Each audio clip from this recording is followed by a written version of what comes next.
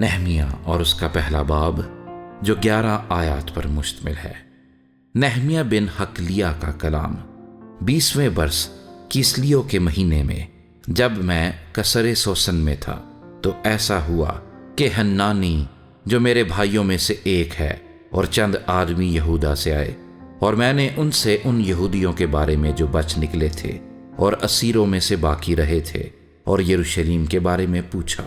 انہوں نے مجھ سے کہا کہ وہ باقی لوگ جو اسیری سے چھوٹ کر اس صوبے میں رہتے ہیں نہایت مصیبت اور ذلت میں پڑے ہیں، اور یروشلیم کی فصیل ٹوٹی ہوئی اور اس کے پھاٹک آگ سے جلے ہوئے ہیں۔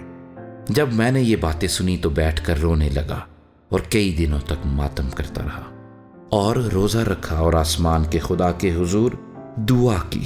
اور کہا، اے خداوند آسمان کے خدا،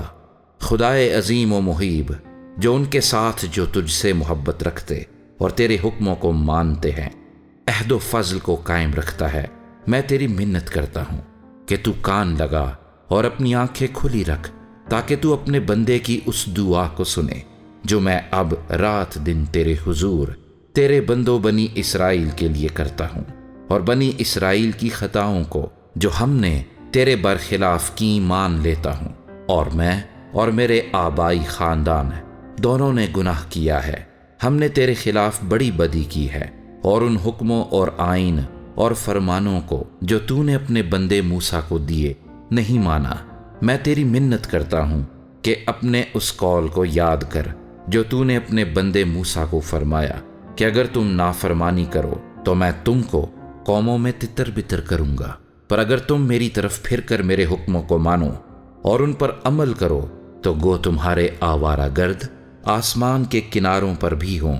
میں ان کو وہاں سے اکٹھا کر کے اس مقام میں پہنچاؤں گا جسے میں نے چن لیا ہے تاکہ اپنا نام وہاں رکھوں۔ وہ تو تیرے بندے اور تیرے لوگ ہیں جن کو تو نے اپنی بڑی قدرت اور قوی ہاتھ سے چھڑایا ہے۔ اے خداوند، میں تیری منت کرتا ہوں کہ اپنے بندے کی دعا پر اور اپنے بندوں کی دعا پر جو تیرے نام سے ڈرنا پسند کرتے ہیں کان لگا، اور آج میں تیری منت کرتا ہوں اپنے بندے کو کامیاب کر اور اس شخص کے سامنے اس پر فضل کر، میں تو بادشاہ کا ساقی تھا۔